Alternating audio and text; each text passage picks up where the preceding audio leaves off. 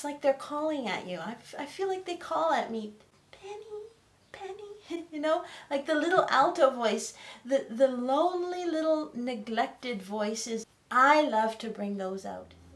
Well, hi there, it's me, Penny. Welcome back to my practice room.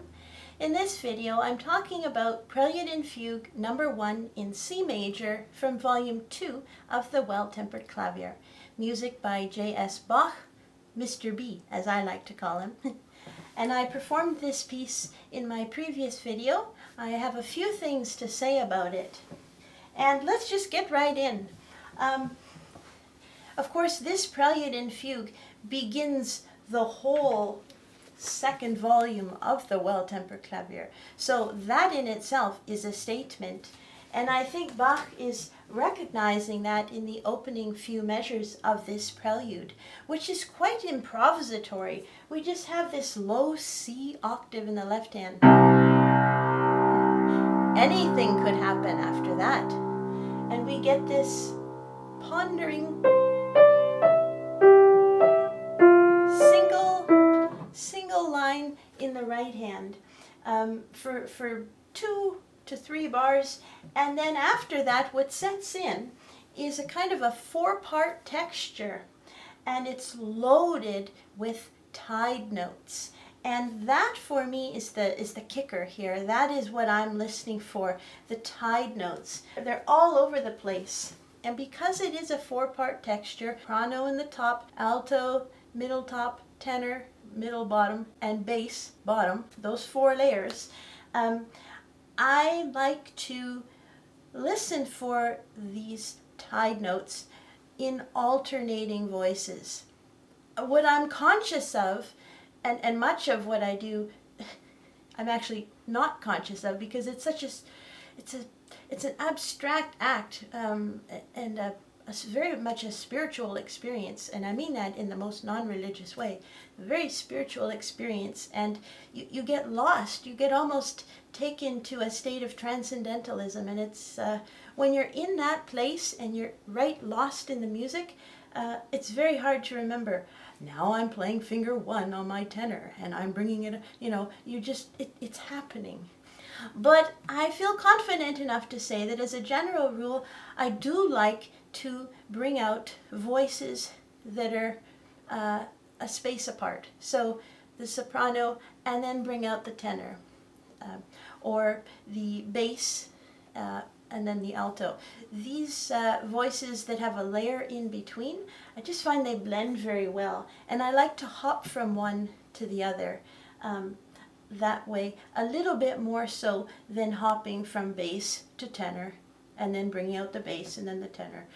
I like to skip a voice. It just blends better, I think. Rudolf Arnheim talked about this in the field of radio and drama stories for radio in the 1930s, and how a high-pitched voice and a low-pitched voice work well to complement one another. When they're in agreement of something, and I think that can be applied here. Of course, radio is pure sound, and so is this. So blending of voices. In these opening 3 bars, I have very set in my mind, and this does not change, this is etched in my mind, a very spacious quality, which requires a great deal of hearing the space between the notes, and overlapping of notes, which is a kind of a finger pedal. The performance that I put up previously featured quite a broadly paced prelude, which some of us love it, and some of us maybe feel that it should have a more regular pulse, which would sound like this.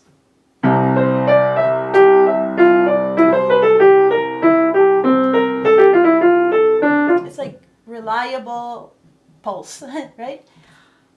I think we get plenty of that in the fugue, and that is something that the fugue needs to maximize totally. But this prelude, as I say, to me, needs a spacious quality, and with these improvisatory opening bars, I am listening for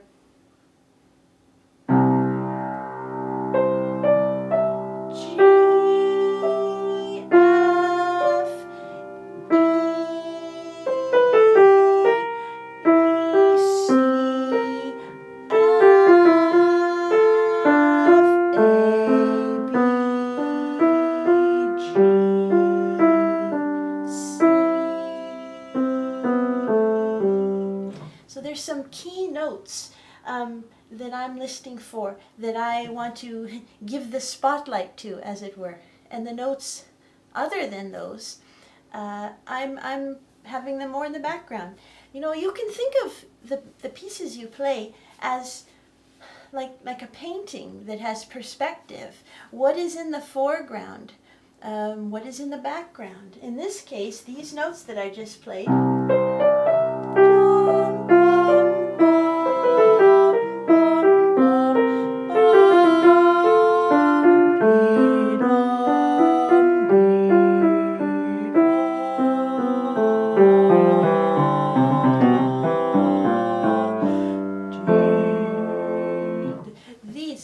these are my notes in the foreground, and everything else,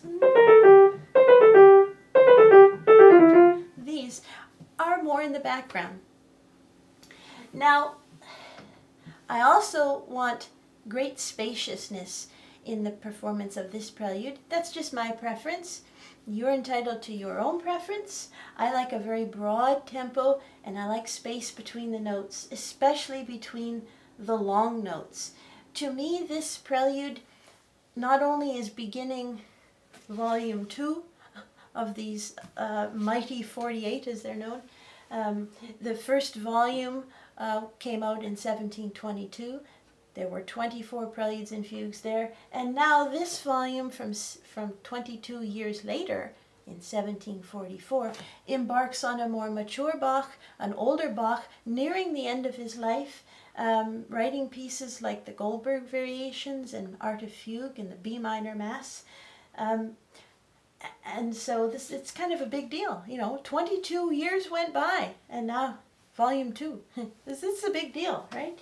But more than that, this prelude gives me a feeling of the transcendental, of a kind of going beyond this worldly, mundane dumpster fire that we have going on in the world right now, and to a feeling of the sublime, of a transcendental state. And I can only achieve that when I bring great spaciousness. And I find that also sets up very effectively the release in the fugue. And we'll get to that later. And that's why I have my little car here, because the fugue, you got to rev that engine in the fugue. But after these opening notes that I just sang for you, the texture becomes 4-part. Measure 4, for instance, the top, the soprano.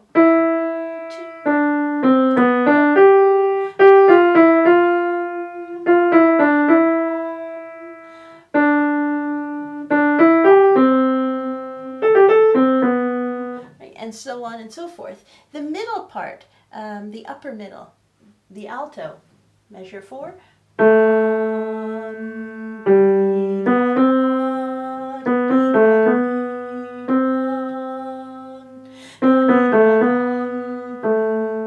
And then the tenor, our third voice, measure 3 again.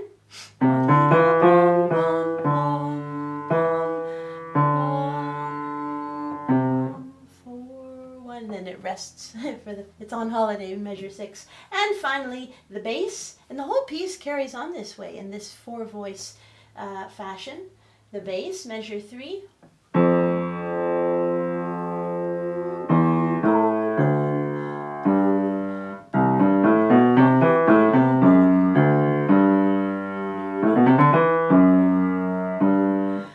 So it's this lovely thick sandwich, 4 voices.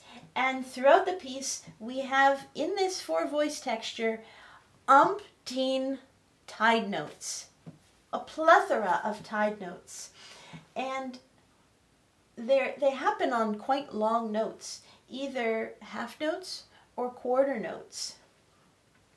And that is pretty well what I'm listening for most, the tied notes. And as I say, jumping from alternating voices, the soprano maybe to the tenor, or the alto to the bass, this kind of thing.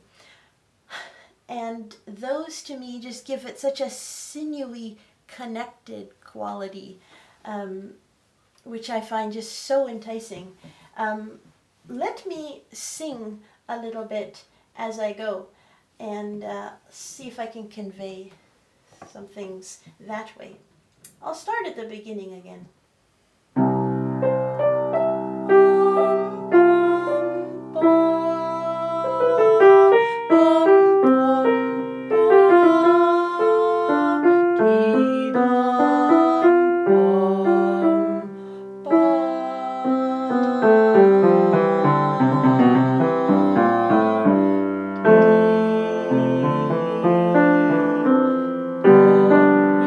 Here's a tied note.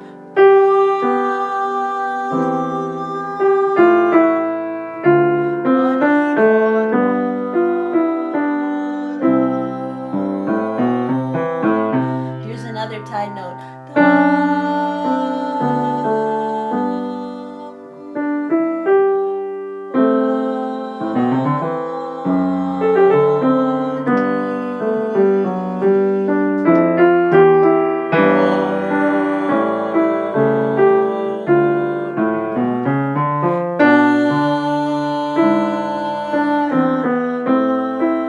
Some of these tied notes create a delicious suspension like that one I just had in measure 8. The D in the alto, middle of measure 8.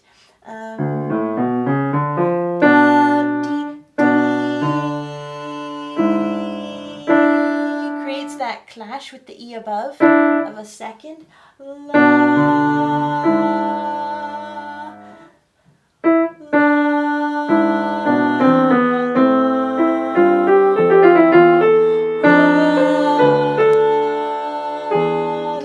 Clash. If you hold that D, that tied note, this one's in measure 9, La in the alto, and then you hear the top voice, soprano, come in with a G sharp.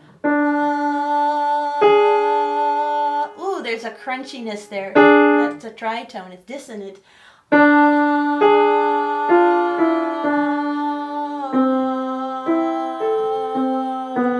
Again, there's nice movement by step, as I've said in a video, a few videos ago. I think it was for the A minor invention, this movement by step.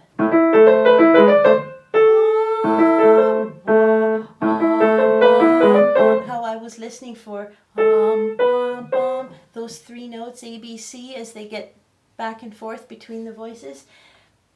It's the same thing really in all of Bach's music. That is something I listened for, this movement by step. And also in general with all of Bach's music, when there's a tied note, especially many of them that happen on a long note, I sing those. I want to bring those out, and I want to hear the end of the tie, which means you have to strike the key with more energy and maybe some more weight from your arm, so that tone can last. And you have to add a little bit of space. The other thing that's so important about this, as I say, from measure 4, this piece turns into a 4-voice texture. And for instance, let's say we could take practically any measure of the right hand part, but let's take measure 5. We have a soprano, and also in that bar we have an alto, and all of that is played by the right hand. And if we're not careful, read many people play this way, those 2 voices can get glossed over and treated just as one, which is so unfortunate. You always have to look at the page and view these voices, whether it's a 3-voice piece or a 2-voice or a 4 or even a 5-voice. Those ones are hard. But look at these voices as though they're little people. They're little spirits, little fairies, or little, I don't know, some kind of thing, a little being of some sort, and they're on the page, and it's like they're calling at you. I feel like they call at me, Penny, you know, like the little alto voice, the lonely little neglected voices, and the little passages that maybe are not quite as commanding to the ear, I love to bring those out. Things in the inner voices always attract me a lot. It has something to do with the fact that if it's in the inside, it often gets neglected. You know, we think of soprano, the high pitched voice with the wonderful wealth of melodies, and if you're in the alto, you're kind of this conception that you're filling in the chord, as it were. But looking to give attention and love to the most neglected passages.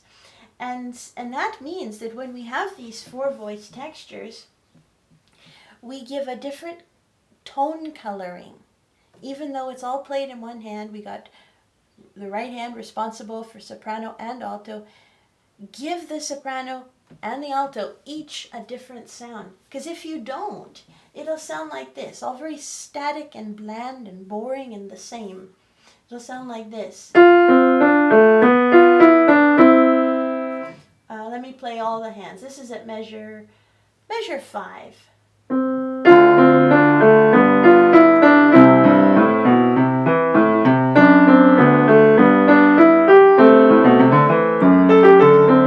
So all 4 of those voices, I'm playing them clearly and everything is accurate and in time, and but it's boring to me, I think, because they all are exactly the same. Goodness knows we have enough assembly line factory production when we buy an iPhone in Ontario versus one in Prince Edward Island, provided it's the same model, we know we're getting the same engine inside. But here, this is different. This is beauty and creation. So you have to choose which of those 4 voices you want to bring out at any given moment. And I love to be familiar enough with what each voice is doing so that I can go over to the soprano and linger there for a little bit and give her the spotlight, and then dip into the tenor and give the spotlight to him, and then scooch over to the alto and maybe back up to the soprano, then to the bass, and then have a punctuating cadence, and then more of the same, this dipping, and from voice to voice. I just find it so it's so satisfying, not just playing one voice loud and the other quiet, but trying to blend at the same time. You don't want to just literally put on, a fluorescent hat so that people look at your hat when it doesn't match the rest of what you're wearing. So, there's that kind of thing here. But let's say I choose to bring out the soprano in measure 5. I'm going to give it some arm weight for a deeper sound.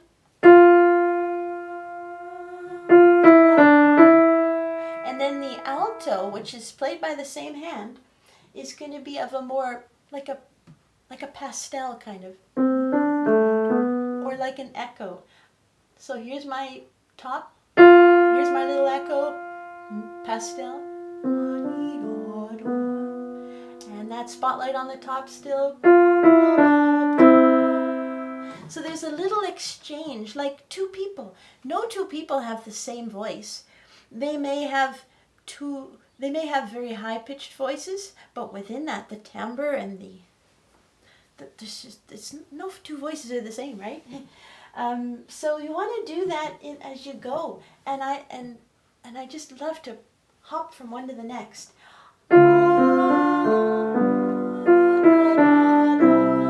And then maybe the bass can protrude out. And then the soprano, here I like to hear these tied notes. All right, so there's your soprano, and the alto has a different coloring, again a little bit pastel, rather than playing them all the same. That's just like a gun to the heart. It just kills the spirit. But then you can still hear the tied note with this lovely little cascading, iridescent kind of sparkling line underneath. And these tied notes, they happen, as I say, on long notes. And what I like to do to hear those notes, the tied notes, is not only to go deep into the key, but to add a little bit of space before you play the note immediately after the tied note. Let's take this measure 6.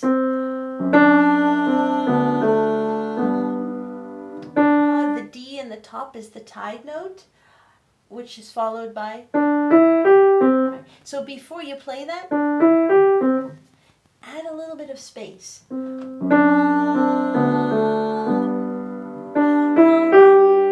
And here's another tied note, C in the top, which is followed by.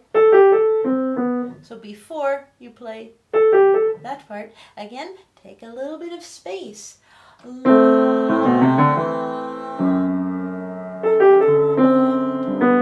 another tie note. It's every bar. Is it literally every bar? Just about. That has at least 2 tied notes. Yeah, and they're just so delicious and expressive. Let's take it from the top.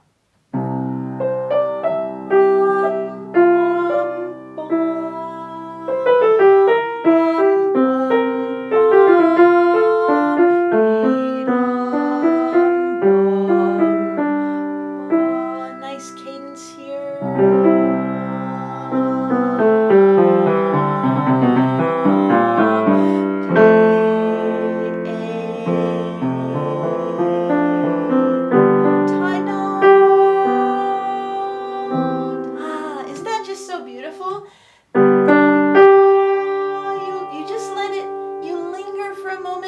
Touch and go. You just touch, wait a little moment, and then you're on your way. Then you scoot away. Another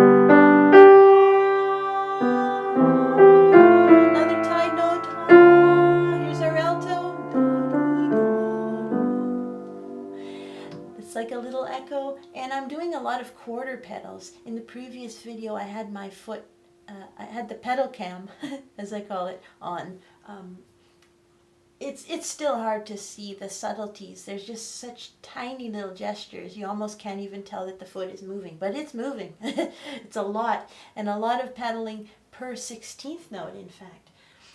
Where are we? Measure 6. Oh my God, it's like a hug from the universe to say everything is good. The world is not entirely a dumpster fire. And then maybe the bass here.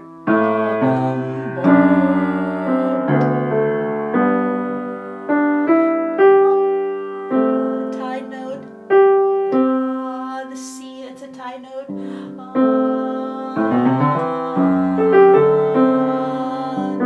There's another tied note. And then make your pastel muted color in the bottom. Rather than where they're all the same and very hammered. In the background. Here's a tied note.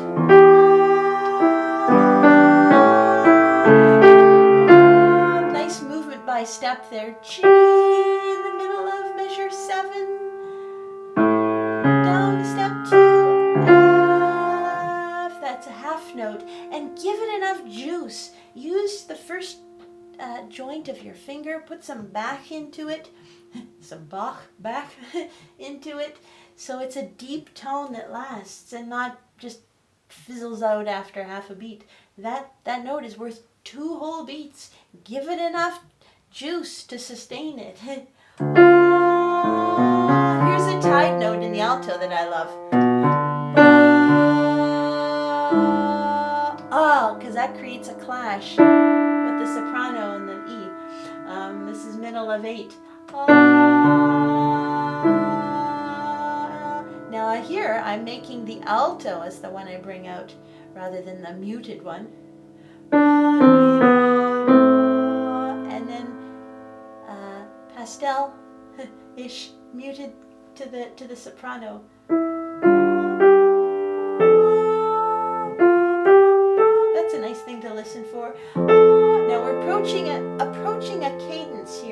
minor 9. Here I'm listening for the D in the alto. And the E in the bass. That's a significant moment there, and that's a tied note too. I'm listening to my alto there. And less in the soprano. Alto.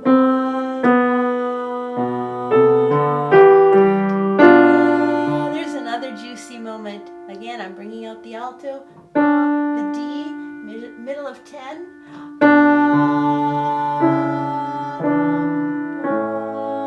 Going to the A. Now here I like to scoot to the bass because it's got the B flat right here. Oh, it's like very ominous sounding. And then the B flat scooches up to the alto.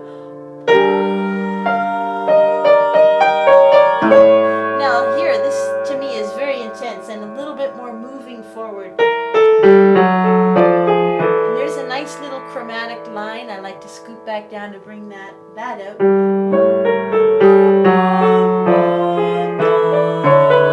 And then the alto. And then maybe some tenor. Little alto.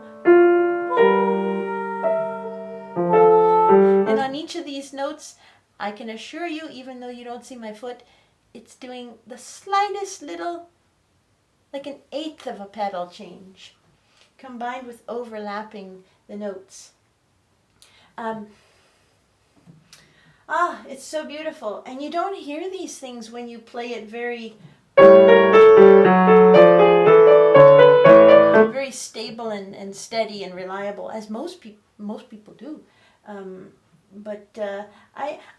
I love the pianists from the golden age, as it's known, the first era of pianists to have been recorded. This is like going back to the last quarter of the 19th century into around the end of the First World War. I mean, they lived past that, certainly. Those are not hard and fast dates. But that pocket of history, I wouldn't say I love the Bach music that those pianists perform, because they took some great liberties to make it very romantic and adding notes and things. But the flexibility of rhythm and the beauty of their tone color is a huge influence in my playing, especially in this prelude. It's not an influence in my fugue so much, but you can hear these beautiful moments, these tied notes. Every bar, as I say, there's a couple of tied notes, and if you're at a loss, then at the very least, use those tied notes as your guide. Bring them out and create these little duets in your right hand, giving that bold color to one voice and a more subtle pastel color to the other voice, and changing it up when you like, but always having variety. I forget where I left off. End of 12.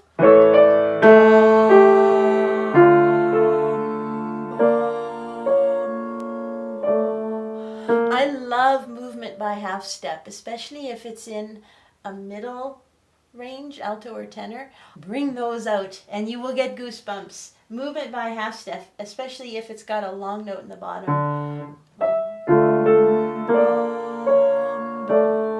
Maybe some alto.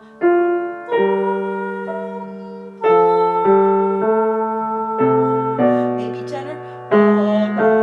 Maybe alto.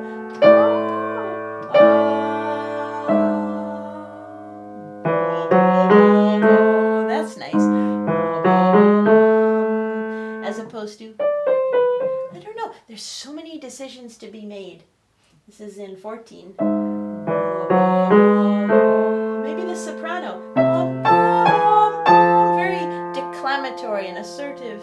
And then as an answer or an echo. Right?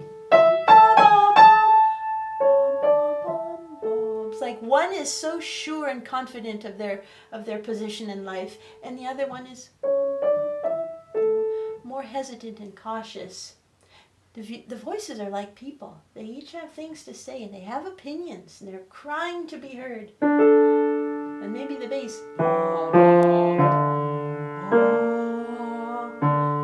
That's a delicious moment. The last note of the left hand, measure 14, up by a minor sixth to B flat. Wide intervals like this of a sixth, seventh, eighth, bring those out regardless of what else is going on. And especially if there's a moment of chromaticism in that, as we have here with the B flat.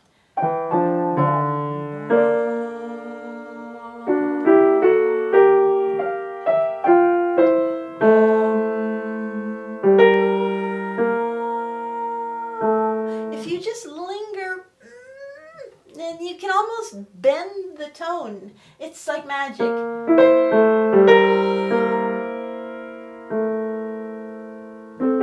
Try that again. This is middle of measure 15. The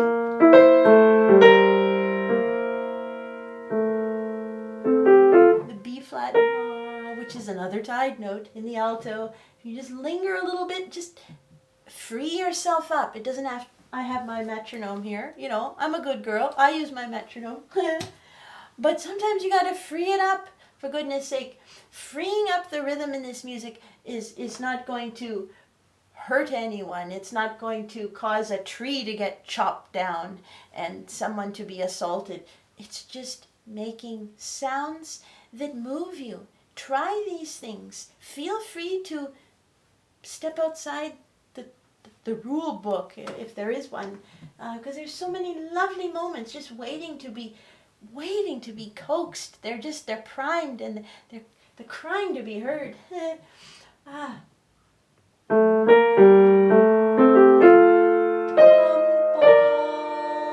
Here's another cadence coming up in 16 in F major. I like to listen for the 5-1 in the bass. And to me, that bit of closure in F major in the middle of measure 16 is a point almost like you're climbing a mountain. This whole prelude is like emerging from a state of just beginning, very internal, like a single cell growing into a multi-celled organism, and or climbing a mountain. And here at middle of 16,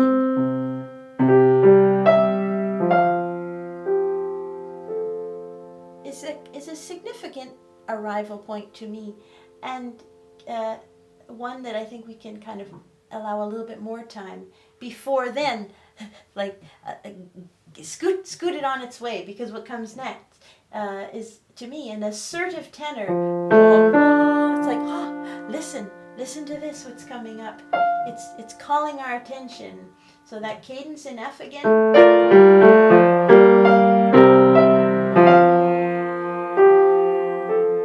And our declamatory tenor.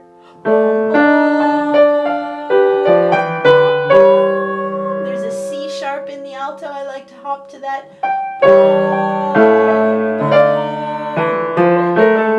Maybe tenor.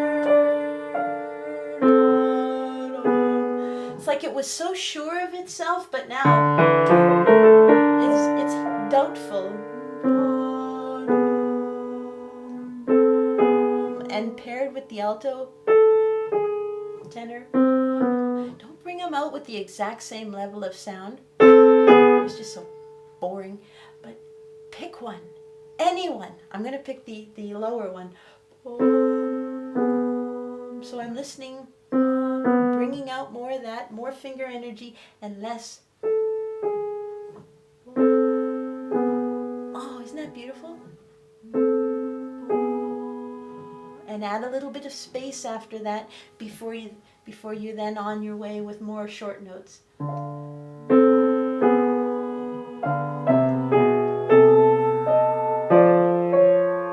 This fifth, when you have a interval of a fifth or a fourth in the bass, bring those out. They're cadential. They're moments of arrival, kind of like a comma or a period in literature. There's a B flat, middle of 18. Now here's where the alto gets loopy and crazy.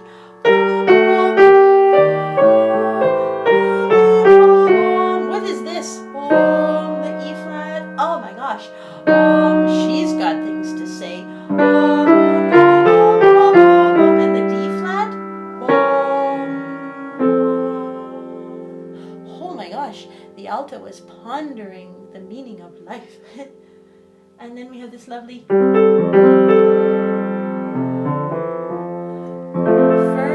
in F major in measure 20. And then I like to scoot to the alto to hear it yet again, another tied note. And again, add that space before you play the note after the tied note. It's like magic. Here it is again. Without my singing. You can still hear it bleed over. It's just carried over like a little memory. And hear your bass, because there's a nice 5-1.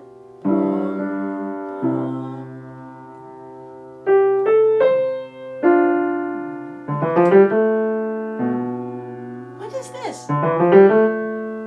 Like a sudden bout of playfulness, but then only to return to a state of, oh yes, I'm not there yet. That's in the fugue. Rev that engine later. This is still pondering the meaning of life. There's a lovely one in the middle of 20. I like to listen for the E in the soprano. And then make your pastel muted coloring for the alto beneath her. Rather than all the same. P-U stinks. But two different voices by one hand. And then a little bit of assertiveness by the soprano.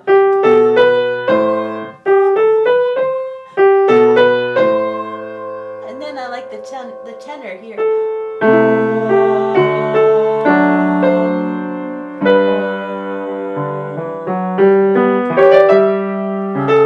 I like my soprano, the A there. And I start to move things along here. It's getting a little heated up. Listen for your B flat in the bass there, measure 23.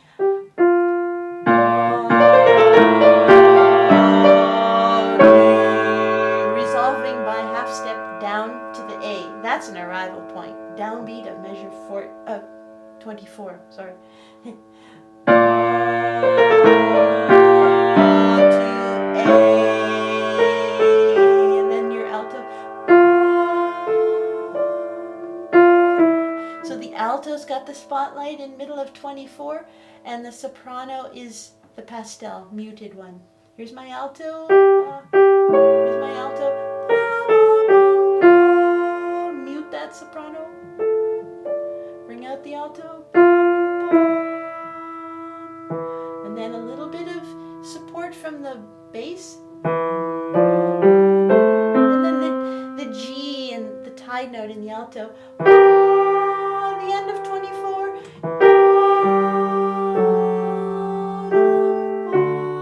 And then your C and the tenor.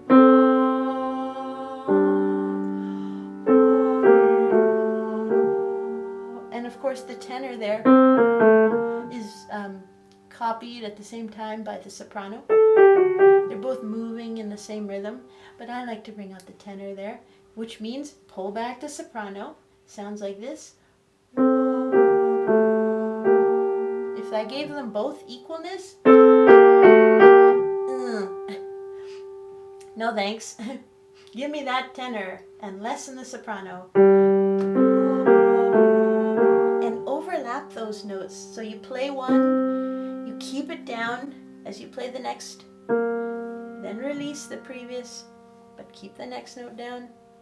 play the next, then release. It's very tedious work, but then you can create what's called finger pedaling.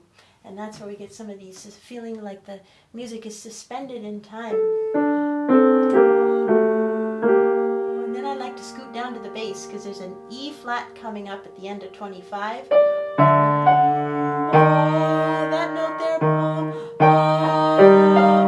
And then go to C. Things are heating up here. C, D. Maybe some chromaticism from the tenor.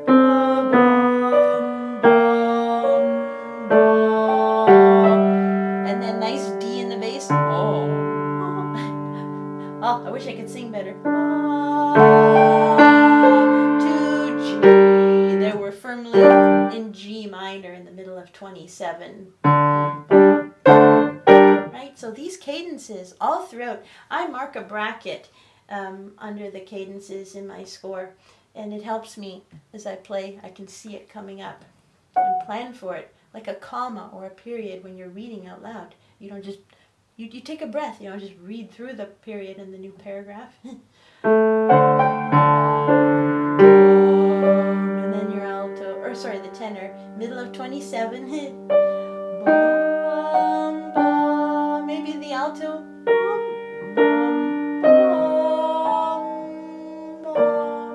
There's that half-step motion, which I always love to listen for. I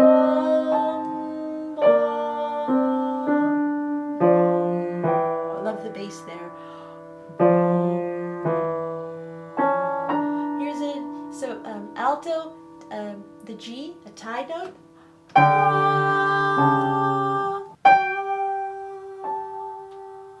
That clash of a second, middle of 28. And then your tenor. I love this interplay in the end of 28 through 29 between the tenor and the bass. A little sequence there going down by step, just a short one, and I think that's really the only one we have in this prelude. And I like to have some fun with it there and sort of push the tempo along a little bit. Almost semi-detached too, as opposed to these very long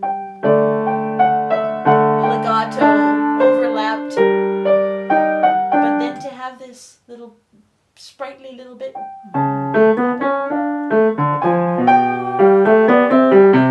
And then your F sharp in the soprano.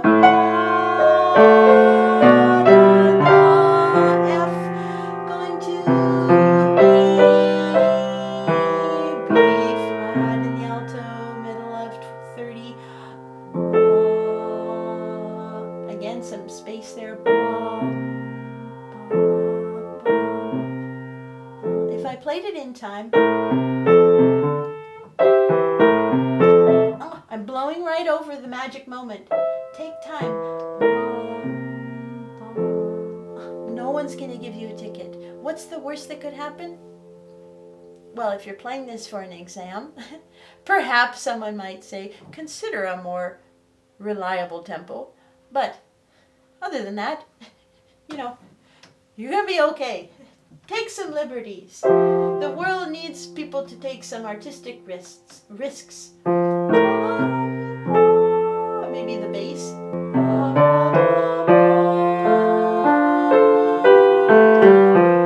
And then the E in the tenor. And then certainly we got this dominant coming up, the G. Here, because remember the fugue is coming and it's a get up and go, right?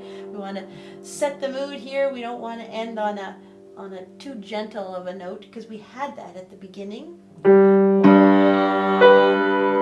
to C our tonic in 32 and hear that note through the bar.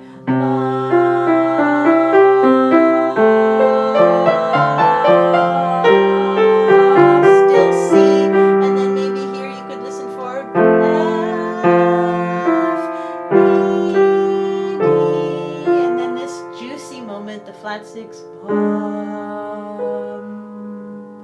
resolve resolving by half step down to G. Ah. And of course, this brings us now to the fugue, which, if we've prepared the prelude with that spaciousness and allowing space between those the notes, especially after the ties, then the fugue is your chance to flex your muscles and rev your engines and gun that motor and really give it. Yeah, that's what I find just so satisfying, the pairing of those two, from the emergence of nothing in the prelude to this culmination and release of giddy up and go, of energy. This is totally a head bobbing piece. You know, when I start it, I can't help it. Shake my head. It's a head bobber, as we always used to say. And I don't think you can see it on the camera, but I have my little car here, my little Cadillac from 1953. You know, the kind that you can get some speed there. I have this as a reminder. Maybe I'll put it over there. That's what I want in this fugue. You know, when you pull these things back, the further you pull them back, and then the faster they go, as opposed to if you just pull it back a little bit and then, you know. Well, when I'm playing this fugue, I'm revving my little car here, pulling those wheels back as far as they go, and then launching it. Boom! You know, that's what we want.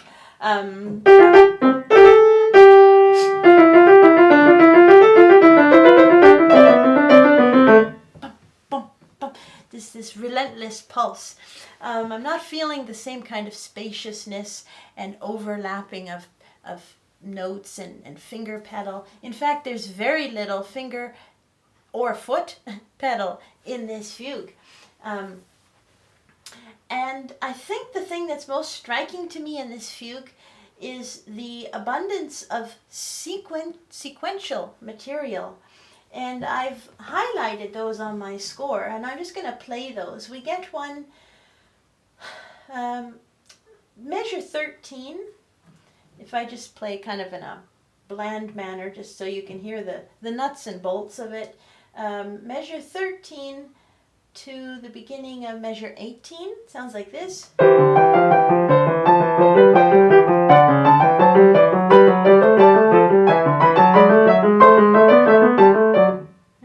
So that's the first little pattern, then it repeats it again. Third time. These are like links in a chain, whether you have a necklace with links on it, or a bracelet that's got different kinds of stones, but everything linked together. And when you have these sequential passages, rather than bringing out all of those notes absolutely the same, which again is, I think, kind of static and boring, pick out the sort of the essential notes. And again, as I said in the A minor invention, looking for movement by step. This is an ascending sequential passage. I'm listening here for measure 13, measure 14, 15, 16, 17, 18. Those are the notes. And those notes are the downbeats and the beginning of the second beat of those bars. Specifically, me, you know I love a left hand or an inner voice.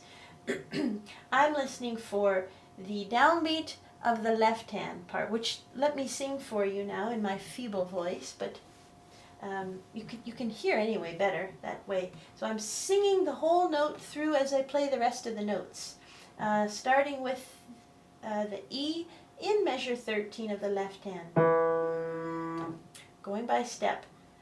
La. So here we go.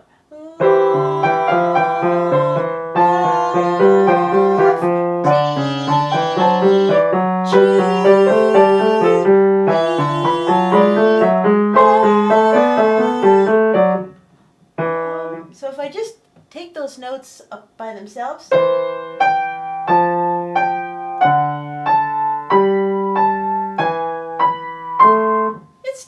terribly sophisticated. It's a link in a chain. But Bach's magic, as I always like to say, comes from the inventiveness and variety of the contour of the intervals.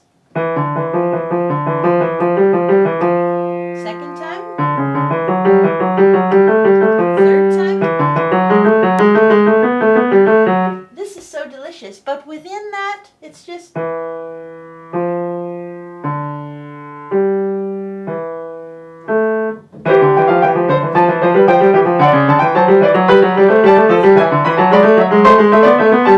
And when you come out of that, I think it's nice to hear the alto at the end of 18 into 19. Bum, bum, bum, bum.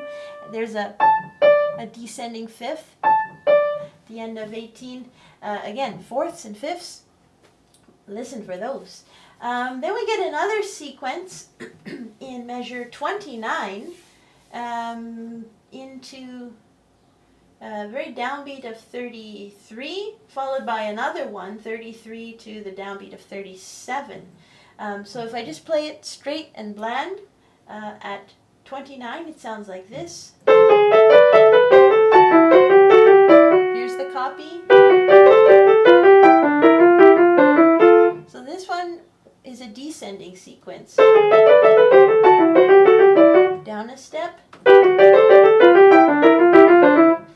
This is the thing about music that I think the laymen, people who don't play and who listen occasionally for pleasure and have no real sort of tools to articulate what they hear, I think it's sequences that they find attractive. It's the thing that people love to hear, you know, they bob their head to.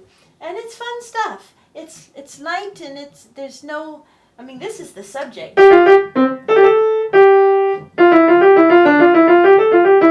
That's what gets tossed around in this three-voice fugue. But these repetitive bits, these sequences, are meant, I think, to give relief to the ear. They're easy to listen to, you know, and the places where there are not sequences are a little bit more developmental and more taxing, perhaps, to the ear. more concentration required. But this sequence I just played, I'm listening for, if we just take the basic blocks, the basic notes, so measure 29, 30, 31, 32, 33, and then we get another sequence. That one, to play it blandly and straight, sounds like this.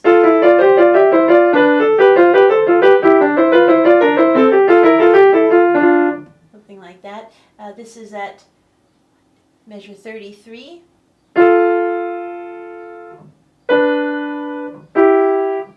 But let's go back to that other one at 29.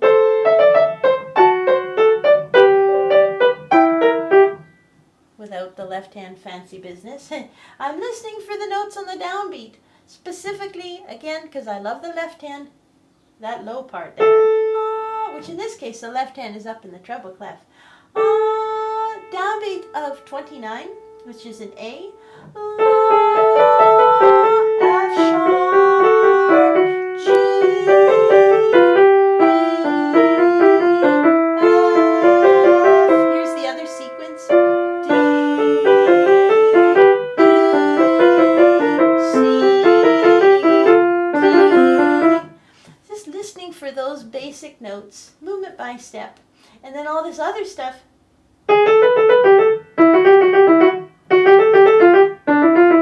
is again more like background, but those key notes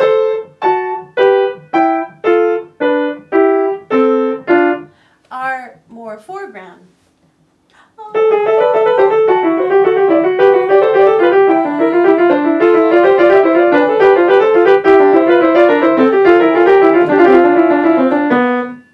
And you can have some fun with it too.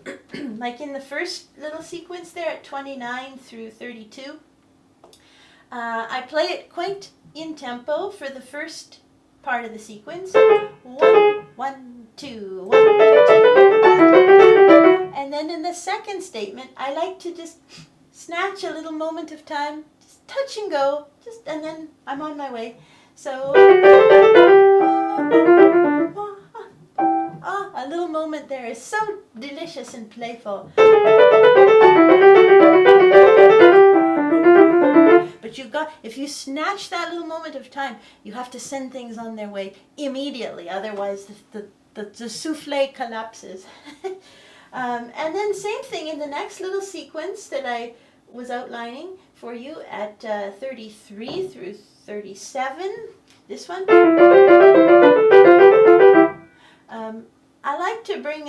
I like to alternate, because it's just two voices here. It's just soprano and alto. I like to alternate them. So maybe in the first bar at 33, I'll give attention, or spotlight as it were, to the soprano. And then let the alto poke through. And a soprano. And then alto. So we're hearing.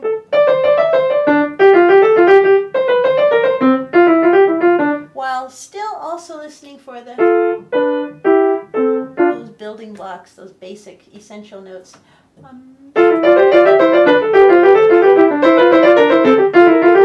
can hear the bump, bump, this like an echo kind of effect. And I mean, it's not really so difficult for me now to suddenly bring out this voice and then that voice, and then while simultaneously doing other things in the hand. I mean, it's still hard, but it's gotten easier over time because I'm listening for these key notes and also doing my, I don't have it here, but doing my exercises to build strength, especially in the outside of the hand. In a piece like this, of this notey, busy, playful, energetic fugue, it's so easy for the fifth finger to get lost. You want to be able to hear all the notes. So working to strengthen those fingers, 4 and 5, your little pinky, especially in the left hand, is helpful, because there's passages throughout the piece, especially coming up, the one at 42.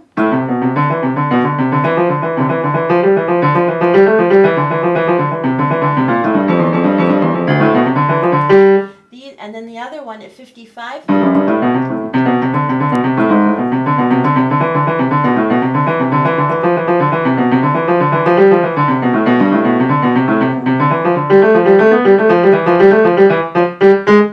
And then what the heck is that?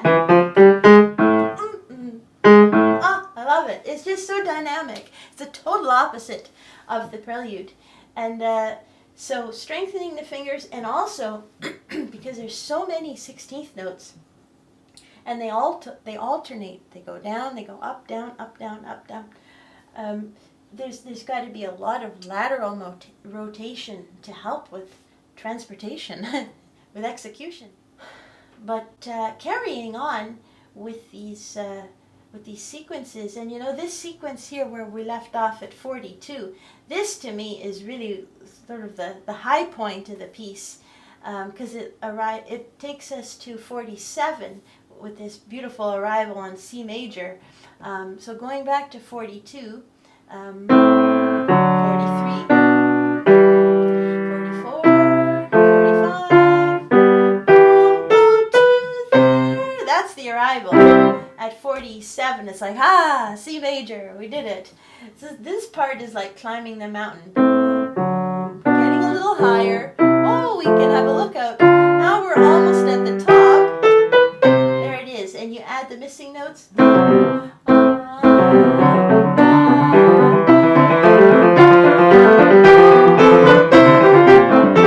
it's just got to have, you know.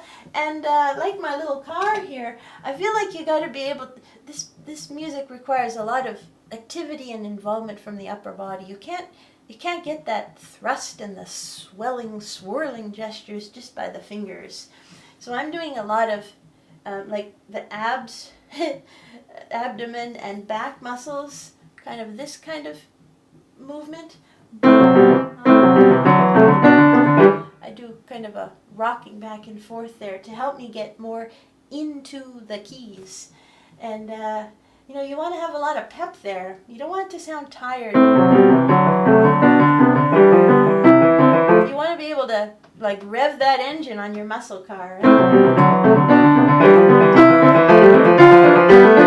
With each one of those statements in the sequence, it's like it's got to be even more energized. That's Bach. It's just this building, and then this joy, you know, this sorrow, this struggling, and then joy, release, goodness. We get another sequence at 55. If I play it bland and straight.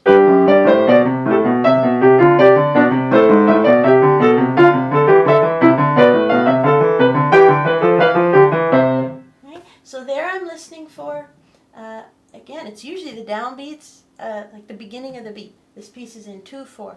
So on the beginning of beat 1 and beat 2.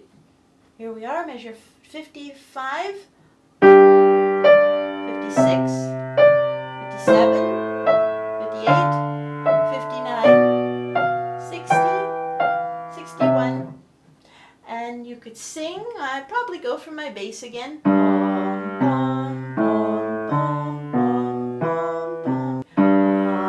Now let me sing those notes as I play everything else. G, C,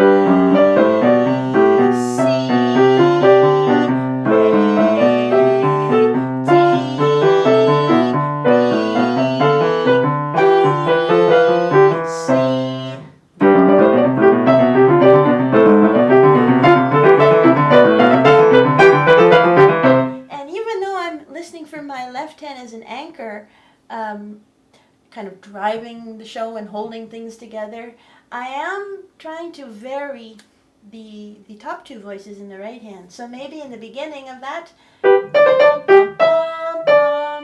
I'm giving more tops, and the alto there, like an answer or an echo, like a pastel color, as we said in the Prelude.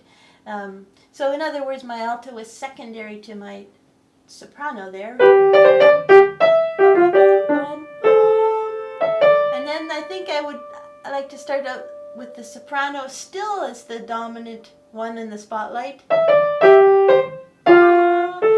then let the alto take over.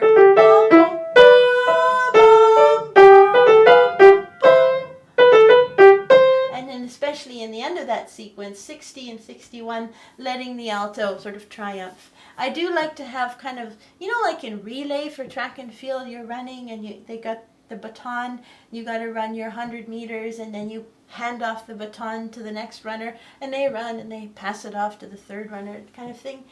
I like to do that within a sequential pattern, or any passage where there is back and forth exchange between a couple of voices. I like to have one voice start out confidently as the dominant one, and give that voice a few times to make the pattern clear and understood. And then as it initiates, maybe on the third time, then have it usurped by another voice, and let that voice protrude as the victorious one. It's just variety, you know. We don't always want to wear the same thing every day, or we don't eat the same thing every day, or maybe we do, and that's fine too. But there's variety in everything. Magazines, they don't put the same thing on the cover in every edition. They could change it up, but within the same kind of a layout. So that's on my mind here. One other thing I will add at the end, towards the end, in measure. Oh, I have notes here. Measure 76, it's in the left hand. Oh, these are nasty. These big jumps. Actually, you can catch the G of measure 76 with your right hand. Otherwise, that's a pretty big leap. But still, there are leaps there. That, I'm just playing it over and over again in 76. Same thing, 78. That's a hard one. And then 80. But really it's measure 78 that's especially tricky. And what I like to do here is to hold my thumb and keep it down on the note C, measure 78, and just go bottom to top staccato with the other two notes. So C in the bottom, and then crossing over with finger 2 to the D. keeping your thumb down.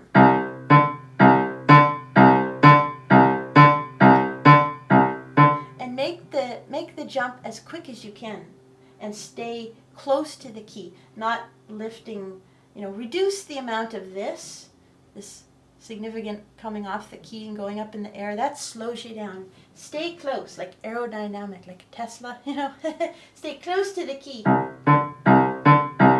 It means you have to make an extremely quick movement, even quicker than the tempo, so that you can get your finger there ahead of time to prepare the sound. And then the other one in that bar, 78, that's harder because it's a bigger distance. You do that many, many times, and then always staying close to the key, and then you've got it. Because we need that light, bubbling quality, and certainly also in the subject. Whenever we get those 2 quarter notes, hear them, give them good weight. Whatever voice they fall in,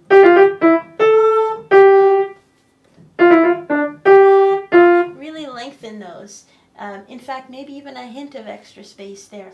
Of course, togetherness of hands is very challenging here in these sequential passages, making sure that the 16th notes of both hands are completely together, and that requires a lot of slow practice. You don't want it to sound like all wobbly and out of focus, like a table leg that, it's good enough, but sooner or later it's going to come crashing to the floor, right? We want this tight.